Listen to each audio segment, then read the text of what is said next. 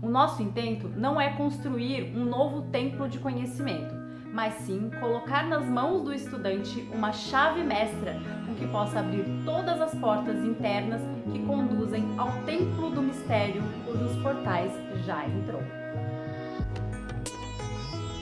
Olá, meu nome é Mirielle, eu sou a idealizadora do Centelha Japamalas e hoje eu vou dar início àquela série que eu prometi para vocês sobre os princípios do Kybalion. Esse aqui é um livro iniciático e ele não permite só a gente entender um pouco melhor como funciona a realidade, o universo, a verdade absoluta, mas também ajuda a gente a entender nós mesmos. Esse mergulho, ele precisa, digamos assim, de 3 regrinhas para funcionar: disciplina, constância e impessoalidade. Se a gente levar as situações ao nosso redor para o pessoal, se a gente pessoalizar as coisas, se a gente se achar o centro do universo, é impossível a gente entender o universo e a gente mesmo, acredite se quiser. Então, por que eu falo que ele é um livro de consulta? Porque a gente entendendo essas leis, cada uma delas, cada vez que a gente tem um perrengue, cada vez que a gente tem um conflito, cada vez que a gente se coloca em xeque por alguma coisa, a gente consegue retornar para uma dessas leis e observar em quais delas aquilo que a gente está passando se encaixa e quais delas a gente pode estar infringindo, digamos assim. Que lei é lei, né, gente? E as leis universais, vejam só, é esse funcionamento das coisas, o funcionamento de tudo ao nosso redor. Então veja como é importante esse livrinho super fininho, não é um livro caro e é um livro, assim, o funcionamento da realidade está aqui. Então, a gente entendendo o funcionamento do universo, a gente consegue viver conforme essas leis. Porque se a gente tá no universo, gente, a gente está vivendo sobre essas leis. Se a gente infringir alguma delas, a gente vai criar cenários, situações, sentimentos e que vão estar em discordância com esse funcionamento. Ele tem uma maneira de funcionar, de rodar e de existir, e a gente vai ter que existir junto com esse negócio todo, para que flua junto, certo? Então vamos lá. Gente, mas quem que escreveu esse livro que fala tudo sobre todas as coisas? Existe muita especulação, dúvida e questionamento a respeito disso. Muitas pessoas dizem que foi um sábio, um mestre chamado Hermes Trismegistro que escreveu esse livro. E aí, Trismegistro significa 3 vezes iniciado. E aí a gente não sabe se foram 3 iniciados por ele, se ele existiu mesmo, porque se ele existiu, isso foi há muito tempo atrás, na época do Antigo Egito. Então, gente, essas leis que estão aqui, que dizem respeito a uma filosofia hermética, ou seja, o que é uma tampinha, um pote fechado hermeticamente? É muito bem fechado. E assim eram essas leis, né? Elas foram recebidas, canalizadas, observadas, enfim, esse mestre, né, ou esses mestres, tiveram aí esse compilado de leis, entenderam aí como as coisas funcionam, a gente não sabe como eles receberam isso. O início do livro fala um pouquinho, passa um pouco por isso, mas não fala assim como que isso aconteceu. Porque como diz mesmo aquele trecho que eu li pra vocês no início, isso aqui é pra quem já foi iniciado, né? E precisa aí de um guia pra continuar, pra permanecer trabalhando essas leis, né? Porque quem nem tchum ainda, gente, isso daqui é a mesma coisa que nada. E depois eu vou ler mais uns trechinhos dessa introdução para vocês. Esse é um vídeo introdutório, então aqui eu vou falar quais são as leis e falar um pouquinho sobre a introdução. Então esse estudo, essa filosofia, eu falei que a gente não sabe como é que surgiu, né? Por quê? Porque filosofia é assim, gente. Foi assim na Grécia também. Os filósofos, eles dialogavam a respeito das coisas, eles observavam a natureza dentro do ócio. Lembra o ócio criativo? Eles ficavam lá contemplando e aí a folhinha pairava no ar. E eles falavam, por que essa folhinha tá pairando? Nossa, parece a minha vida. Vai de um lado para o outro. Mas por que a vida vai para um lado e para o outro? Será que é porque existe um fluxo? Será que tem alguém regendo essa orquestra da vida? Tipo, né? E aí eles iam colocando isso na prática da vida deles, observavam que, por exemplo, tudo na vida tinha um fluxo, que situações voltavam, que eles se sentiam mal, depois eles se sentiam bem de novo, depois se sentia mal de novo, depois bem de novo. Isso era sempre um ciclo. Esse era um tipo de observação prática, gente. Se a gente olhar pra gente, pra natureza, pra vida, a gente vai observar essas coisas. Então assim nasce a filosofia. E essa filosofia hermética é do Antigo Egito.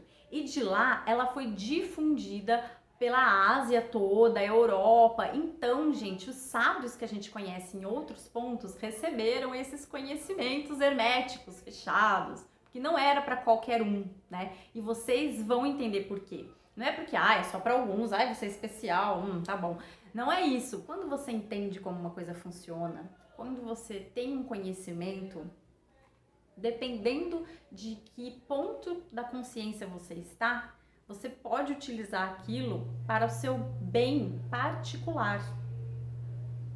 E o nosso bem particular, né, nosso interesse particular pessoal, nem sempre, na maioria das vezes, não é o bem geral, né? Então é aquelas coisas de filme que fala caiu nas mãos erradas e agora o vilão está acabando com tudo. É mais ou menos isso, entendeu? Então não podia cair na mão de qualquer um, que a pessoa podia falar, entendi como funciona, então agora eu vou dominar tudo, sabe? E não é assim. É preciso que você utilize tudo com benevolência, né? Um livro, um japamala, uma faca, né? Então, deem bons usos para as vossas ferramentas. O seu corpo é uma delas. A sua mente é outra. Então, gente, quais são, afinal de contas, as leis herméticas? Quais são essas leis, né, gente? Aqui na introdução eu vou falar para vocês das leis. A primeira delas é o universo é mental. Essa lei, ela fala do seguinte, e lembre, eu vou fazer um vídeo para cada uma delas, tá bom? Então, já que eu vou ter esse trabalho todo de ler e reler esse livro, que para mim é uma maravilha, mas vou destrinchar, vou explicar dessa maneira didática aqui para vocês. Legal, né? Acho que merece um joia. Me dá aí o seu joinha se você gostou dessa explicação, se você acha isso bacana, se você quer apoiar esse canal, aproveita e se inscreve também, porque isso é muito importante. Gente, eu tô de olho lá no Analytics do YouTube, viu? Eu vejo que a maioria das pessoas dá like e não se inscreve. Se inscrevam, gente, é super importante. Se você curtiu o conteúdo, quer receber mais e mais toda hora, todo momento, você ativa o sininho e coloca lá todas, porque daí toda vez que tiver um vídeo você vai ser avisado, você não vai precisar nem procurar. Ele vai estar lá, ó, plim, pra você no seu celular. Prático, né? Então, se inscreve, compartilha esse vídeo, enfim, ajuda aí. Então, o universo é mental. Segundo essa lei, tudo está na mente. Na sua mente, nesse cérebro aí, limitado, ser humano? Não, gente. O todo é mental. Imagine a mente como um oceano. E nós somos os peixinhos. Então, tudo que acontece aí nesse oceano, se ele vai para um lado, todo mundo vai.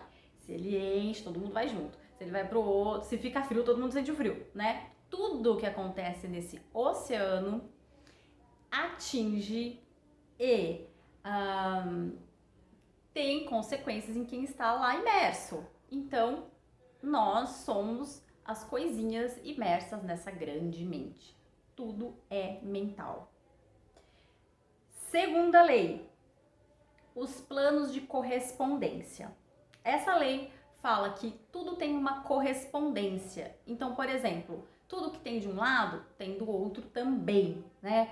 Lembra a árvore, gente? A árvore, ela tem as plantas, né, em geral. Elas têm uma característica que é a seguinte: tudo que tem embaixo da árvore, em raiz, tamanho de raiz, pro lado de cima tem que ter mais ou menos o mesmo tamanho de copa, senão a raiz não aguenta aquela copa gigante. Então, se você vê uma árvore frondosa, gigante, pode ter certeza que lá dentro da terra tem o mesmo tanto de raízes.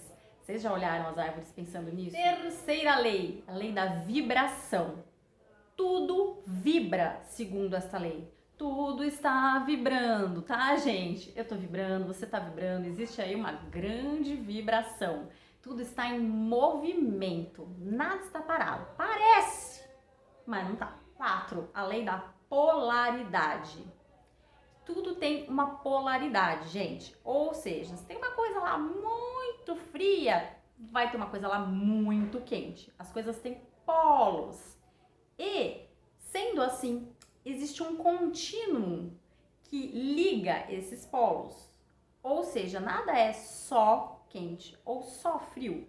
Essas coisas, elas têm características semelhantes. Tudo é temperatura. Pode estar um pouquinho mais frio, pode estar um pouquinho mais quente. São polaridades de uma mesma coisa.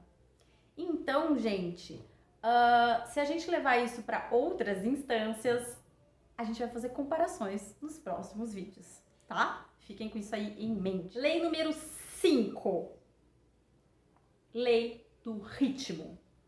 A lei do ritmo diz que as coisas vão e voltam como um pêndulo e o universo, ele tá dançando, digamos assim, num ritmo. Então a gente tem aí altos e baixos, e isso se aplica de uma maneira universal. Ou seja, a gente pode pensar no planeta Terra, que tá lá, sempre tem o verão, o inverno, o verão, o inverno. A gente pode pensar na galáxia, que tá em movimento, e a gente pode pensar na gente, né, que tem aí o ciclo de vida e morte, que passa todo ano, faz aniversário. Então tudo tem um ritmo, né, e que vai como se fosse uma dança, passando aí por esses momentos da existência. Lei número 6. Ai, gente, essa vocês já ouviram falar, eu tenho certeza. Lei da causalidade. Toma lá, dá cá. Brincadeira, não é ação e reação. É a lei da causalidade. Tudo que acontece, tudo que é feito, realizado, enfim, tudo tem uma consequência, uma causa e um efeito. Então, se a gente tropeça aqui, pode ter certeza que uma pedrinha saiu do lugar, aquela pedrinha caiu em cima de um formigueiro, o formigueiro se dispersou, a formiga saiu andando, foi atropelada por um carro, e assim vai. Então, a lei da causalidade, ela fala simplesmente isso, que tudo tem uma causa e um efeito. Tudo, tá? Porque aqui a gente tá falando de universo. Por último, lei número 7 é a lei do gênero. Tudo tem um gênero. O que seria esse gênero, gente? Seria o que algumas filosofias, por exemplo, a filosofia chinesa, chama de yin e yang. Aquela força que realiza, aquela força que recebe, aquela força solar, aquela força lunar, né? A semente que é plantada, a terra que recebe a semente, que se deixa plantar. Então, na nossa existência humana, a gente entende isso um pouco como o masculino e o feminino. E pra gente, essa questão do gênero tem essa característica que é materializada, mas isso é muito raso, tá, gente? Mas a gente vê isso mais ou menos materializado em um homem e uma mulher, mas isso não tem nada a ver com a lei do gênero. A lei do gênero tem a ver com o que eu falei pra vocês, com essas energias de ação e de recepção, tá? É uma questão mais desse equilíbrio de gênero, sabe? Então, a gente entende como masculino e feminino. Tudo tem um masculino e um feminino. Também não dá pra lutar contra essa, tá? Sinto informar. Isso não tem nada a ver com a sexualidade das pessoas, não tem nada a ver com o gênero que as pessoas se identificam com, entendeu? Pelo contrário, isso inclusive está dentro dessas leis. Então, gente, essas são as 7 leis herméticas do livro O Kybalion. E eu vou terminar aqui lendo uma última frasezinha da introdução. Se fordes verdadeiros estudantes, podereis compreender e aplicar estes princípios. Se o não fordes, deveis vos desenvolver, porque de outra maneira, os preceitos herméticos serão para vós somente palavras, palavras, palavras. É isso, gente. Esse aqui é o primeiro vídeo das leis herméticas do livro O Kybalion. Se vocês gostaram, lembre-se de deixar o like, compartilhar com quem você acha que vai curtir esse conteúdo. Me sigam também no Instagram, @centelhajapamalas, e nos vemos no próximo vídeo. Beijo!